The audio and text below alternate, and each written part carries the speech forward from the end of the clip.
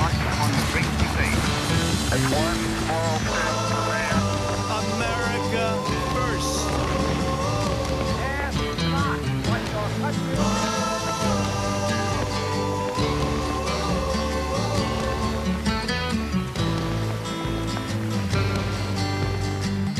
Welcome to another edition of American Countdown here on Thursday, June the 4th, 2020.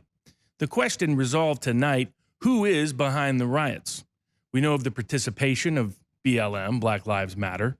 I know from the Attorney General and from common sense and from knowledge of recent history, the role and involvement of Antifa and Antifa-allied groups.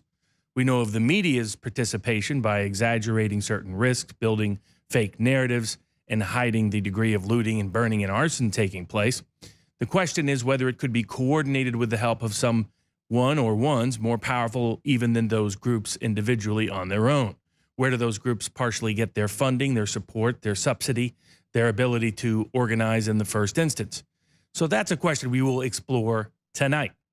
First, there's a good article called Connoisseur of Chaos in the City Journal, which is published by the Manhattan Institute, which goes into the history of one George Soros. As it details, George Soros, a man who you probably don't know, was convicted of insider trading a long time ago. He's someone who managed to get fantastically wealthy without building anything, without making anything, without apparently selling anything, without employing very many people. And he appeared to come almost from scratch to that degree of billionaire wealth and then has used it to influence politics. What is less known about him is that he's been accused of insider trading on multiple contexts, including his backing of the alleged Ponzi scheme Herbalife. But he was actually convicted of it when a court actually took him to trial in France. He was found guilty and levied a fine of millions of dollars. But there's more to who George Soros is. There is sort of a Sorosian world order, as this article goes into detail, where Soros declared that the main obstacle to a stable and just world order, in his view, is the United States. He sees the United States and nationalism as his primary enemy, adversary to overcome and undo. Indeed, he sees a world of open borders and global governance.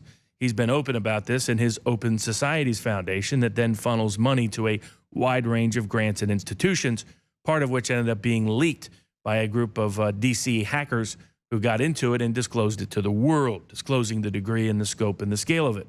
Wikipedia also was, WikiLeaks was also involved in exposing George Soros when they exposed the DNC leaks involving John Podesta, because there were emails concerning the George Soros Institution in that regard as well. If you read his background, he grew up in Hungary and was there during Nazi Germany. His father believed in what's called Esperanto, the artificial language that he and other disciples around the world believed would eventually become the world's tongue. In other words, he believed there would be one language and one world. That's the ideology in which he was tutored when he was young. His next second major influence was when he was listed as the adopted grandson of a Nazi officer in Hungary during the Nazi era. And in that respect, he actually openly talked about what his role was and how he was not bashful, ashamed, or afraid of the fact that he helped participate and watched on as this adopted grandfather actually went about looting Jewish wealth in the country. Let's take a look at that video clip.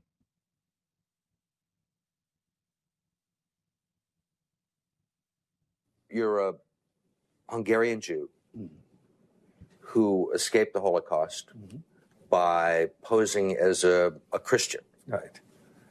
And you watched lots of people get shipped off to the death camps. Right. I was 14 years old. And I would say that that's when my character was made.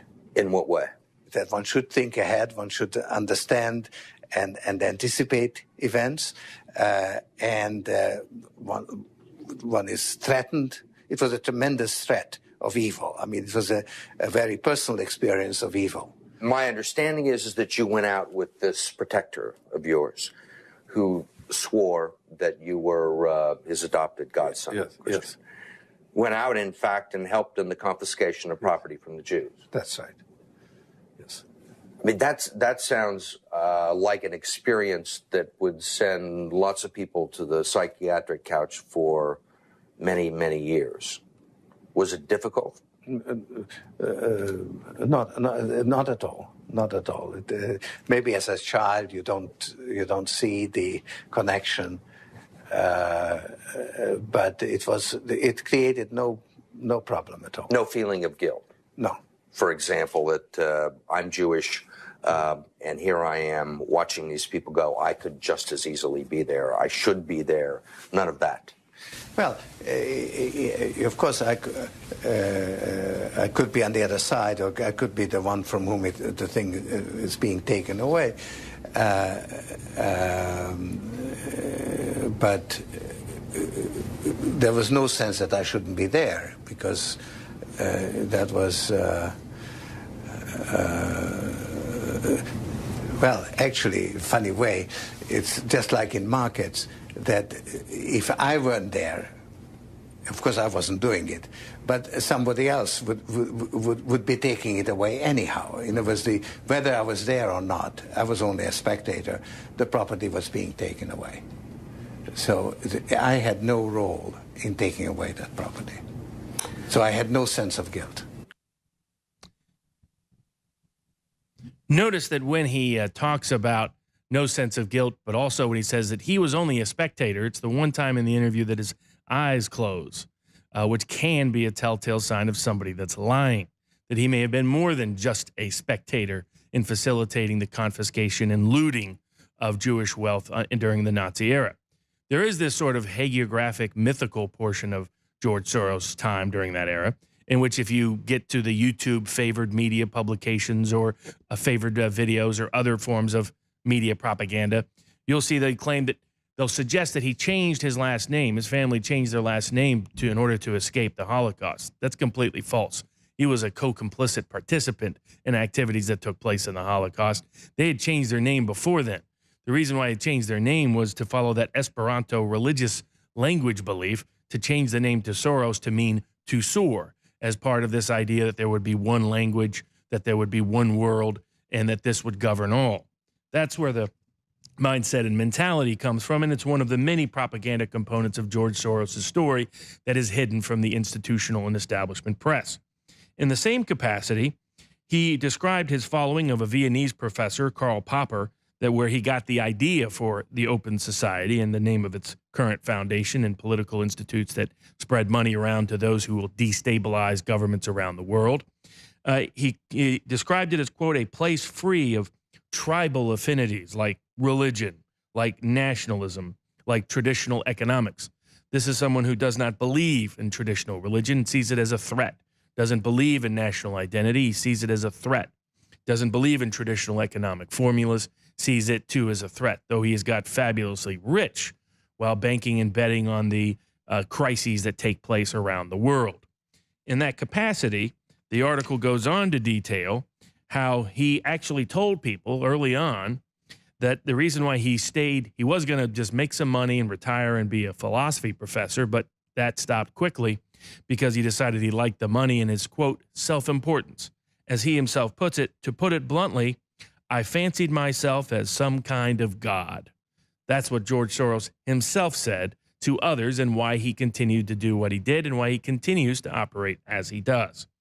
Indeed, there are few, if you look at how he's actually made his money, as the article details, quote, there are only a few speculators who have so profited from disasters and crises like George Soros has. Indeed, often he can be seen as complicit in creating those crises, particularly in currencies and other aspects, by his influence in the markets.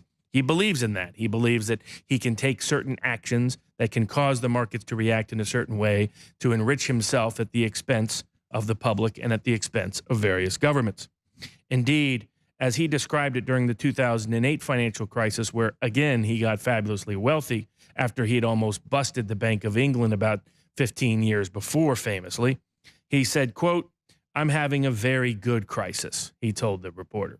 Once again, crisis for Soros is opportunity. Opportunity for personal wealth, opportunity for pushing through his political objectives and agenda.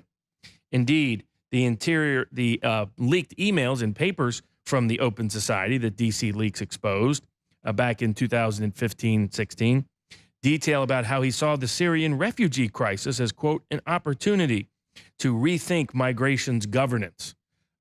Translation, use agitprop to flood Europe and the U.S. with refugees as a way to bring about the world that he wants to believe in, one where old borders and institutions are irrelevant, one in which American exceptionalism is no more. Indeed, he has long been an opponent of the state of Israel and has done everything possible to undermine its existence and its political support, including donating millions of dollars to various organizations that have ties to Palestinian terror operations. Further, the leaks also further exposed his willingness and readiness to shape media coverage, including, quote, let's select journalists from the 5 target countries and offer them long-stay reporting trips. And this was his involvement in the complicity of overthrowing the government of Ukraine. If you want to understand the way his mindset and mentality operates, this is someone who grew up in an era in which governments were overthrown with ease. And he has helped facilitate the overthrow of many of those governments throughout Eastern and Central Europe. Many of the color revolutions have had complicity of various government agencies as well, but they appear to be indigenous, organic, authentic revolutions of the street. But often they turn out to be orchestrated, organized, coordinated. That is why he is called the court, as this headline describes him, quote, the connoisseur of chaos. One could also call him the creator and coordinator of chaos. He does it by infiltrating media groups, using what's called NGOs, non-governmental organizations, and does so through funneling money in a wide range of means and mechanisms to basically infiltrate movements and instigate rebellion. And he's accustomed to seeing that work, letting that sink currencies, letting that destroy economies, letting that overthrow governments, as it has in many parts of Eastern and Central Europe when he was a kid, and as many parts of Eastern and Central Europe now with his own influence, creating that possibility and that outcome. Now, what is one of George Soros's favorite groups? Well, as this article details, Soros's favorite is Black Lives Matter. He has helped create it. He's helped fund it. He's helped push the fake narratives that surround it to the degree that now we're even seeing the former Clinton campaign manager and other high-profile individuals, including members of Congress, call for literally defunding the police. Los Angeles is even talking about diverting large amounts of money from the police into groups as directed by Black Lives Matter. Imagine a world without the police. That's the world we're witnessing right now in many city streets across the country. It is a world of chaos, of violence, of disorganization. Indeed, the police is the sort of the thin blue line between criminality and chaos and an organized society rooted in its traditional institutions and American constitutional law. George Soros is someone that helped facilitate, promote, and propagate Black Lives Matter with his substantial funding in a wide range of directions. In the same context, he's not only funded various forms like illegal immigration organization and attacks on the Catholic Church. Well, dig deeper into Black Lives Matter's other strange affiliations and associations. And what you'll find is that Black Lives Matter often focuses obsessively on issues of illegal immigration, issues against the church, including promoting various issues related to more extremist aspects of gay and lesbian politics. Does that sound like a group rooted in actual Black lives that actually would be concerned with actual Black lives? Or is that a political template to create insurrection in the country along the lines of George Soros's agenda? Indeed, if you read and watch and go through what Black Lives Matter supports and subsidizes, what they patronize and propagate, what you will find is an organization that is almost strictly in line with George Soros's agenda, but not one that is aligned with the street, that is aligned with Black business, that is aligned with Black churches, that is aligned with the cornerstone and the foundation of Black civil rights in this country going on over more than a century. Maybe that's not a coincidence. Maybe that is not merely chance. Indeed, if we take a look at it, I'm not the only one who has that viewpoint. The Lord Jamar, someone that's influential that comes from the street, that's influential in Black civil rights movements as a political figure himself within the musical and cultural industry for the African-American population. This was his view of Black Lives Matter. Let's take a look at video clip number 10.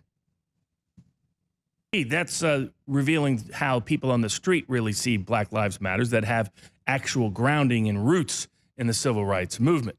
Indeed, in this respect, if we look at other people's opinions about the strategies taken by Black Lives Matter and how it backfires, consider Professor Lowry, who had a recent discussion with another professor, and he outlines the problems with taking this approach. And he's trying to appeal to those on the left. So he even plays into the caricatures they have of middle America and white militia members and things like that. But he's explaining that if you actually believe any of this, the idea that you're propagating is hurting, because rather than universalizing the causes and issues that relate to police abuse, rather than looking at actual solutions, you're creating a divisive logic and a divisive politics that will backfire. It will backfire because it will highlight issues related to black on white crime that will not be productive and positive for civil rights advancement in the country. You're also denying people the recognition and reality that police abuse affects all people of all races and all religions and all backgrounds. And he outlines and explains the difficulties with that kind of agenda and why he opposes the BLM method of operation. Let's take a look at video clip number 3. To your question, I have 2 answers. One has to do with the broadened base of political protest against the institutional practices that we abhor, okay? This has to do with police training. It has to do with police accountability. It has to do with police rules of engagement, et cetera. So that's a serious issue of public policy. The more people that one has lined up to argue for reform in that area, the better one is. Casting the problem as a universal problem that affects all citizens gives you the chance of putting together a more effective coalition to get the policies changed. So more allies if I say we're all or susceptible to being victimized in this way, which is indeed the case. We are all susceptible. Yeah. Those African Americans will be statistically at greater risk. Yeah. But the other reason that I give is I just fear that the racialization of this kind of discourse, which is very far advanced now, invites a look at the full picture of criminal victimization, not only where the police are the perpetrators, and the overrepresentation of African Americans amongst offenders is a prominent fact about that situation. So if I start talking about people getting killed by people in a different race, and I start just counting, how many white people are killed by black people?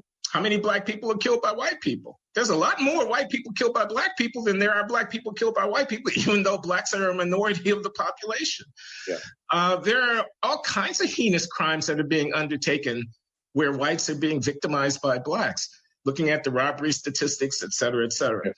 So, I mean, I fear the day when I have a mob of white people out in front of the courthouse demanding that black criminals who are perpetrating these awful crimes in our society be punished. And I think we're seeing it a little bit when we see militia-looking whites who are brandishing weapons out in front of their residential enclaves or their businesses, almost daring somebody to come up. I shudder to think what these conversations look like, which we enlightened on the coast will dismiss, you know, amongst just ordinary workaday Joes who happen to be white and like their hunting and fishing and keep their weapons and appreciate their Second Amendment rights. I shudder to think, you know, we dismiss them on the coast as, oh, they're just a bunch of racists and white supremacists. You know, we think that we can rule them out of court because they're moral reprobates. Once this racialized conversation continues in this way, we invite a racialized backlash that I shudder to contemplate. So those are my reasons to think about it as something that's happening to Americans, rogue cops who need to be held accountable and punished, and to enumerate the cases of white victims of this police violence as well as blacks, because I want a broad coalition and because I really don't want to have the crime and punishment conversation in the country so thoroughly racialized. I think that works to the detriment of blacks in the long run. It definitely works to the detriment of the black community in the long run. In addition, the whole mythology that BLM is built on, that this violence is racially targeted and racially directed and only about race, is one that has been rebutted and refuted, as we have on this show, going through the studies by black liberal professors from Harvard who showed that, in fact, there was no disproportionate shootings and killings of black men in America when he went back and looked at a long range of data. Recently, Tucker Carlson took a look at just the cases that happened in 2019, showing that indeed there is no genocidal epidemic as BLM is trying to pitch. Let's look at video clip number 8.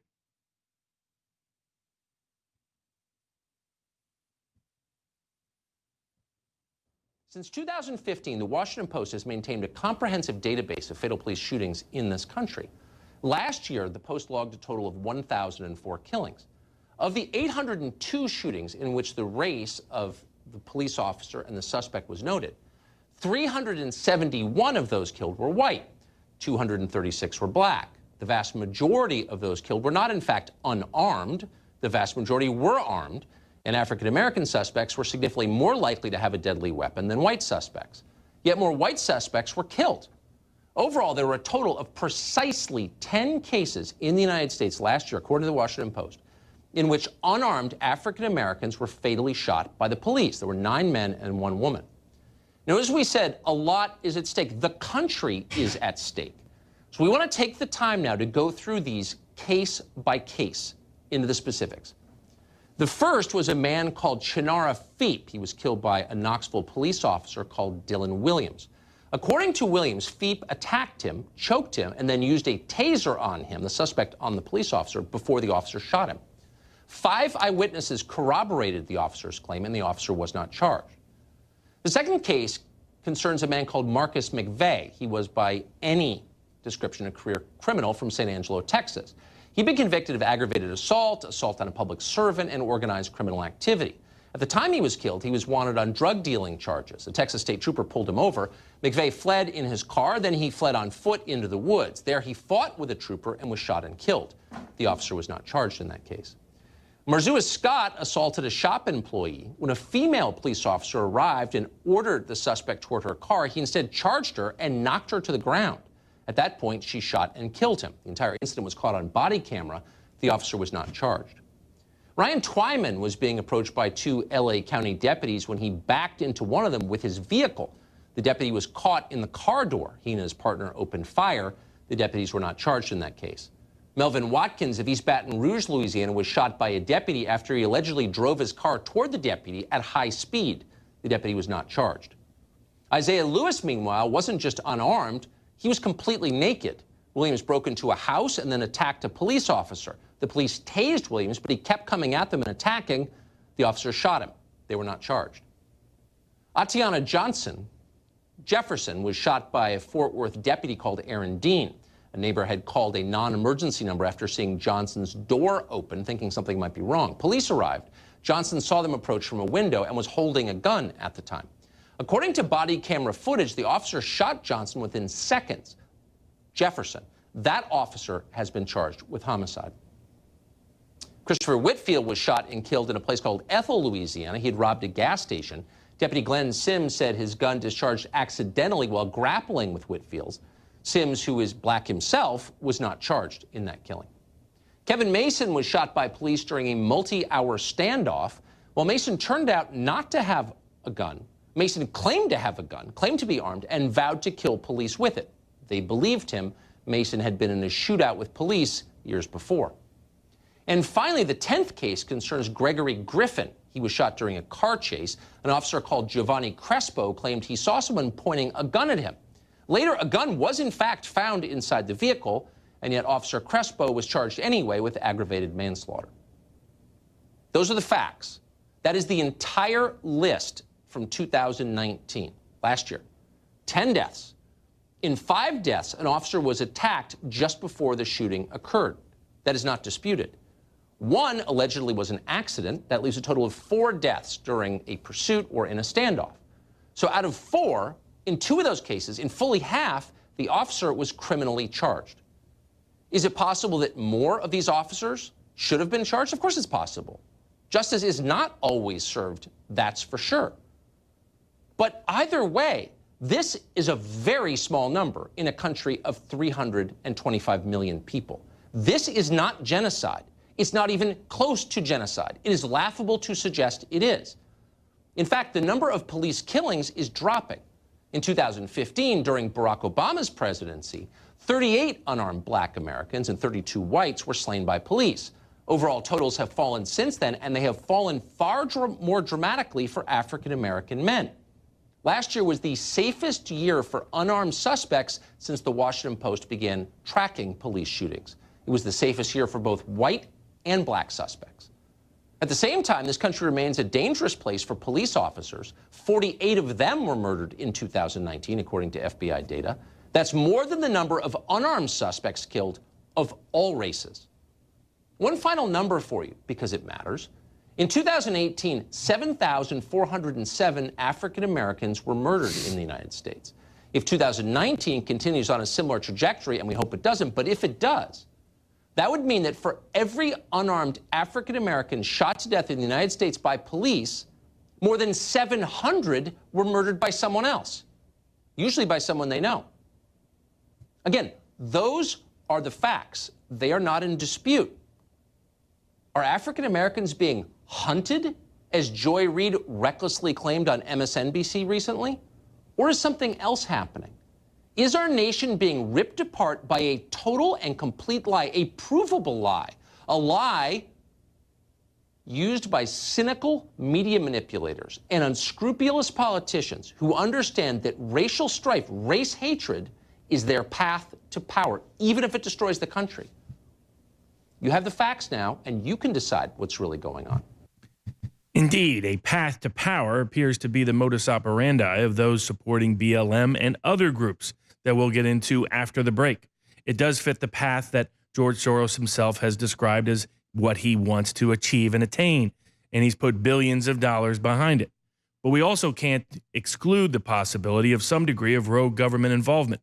Remember, it was the FBI who set about trying to set up the president over the past year, or the past 4 years.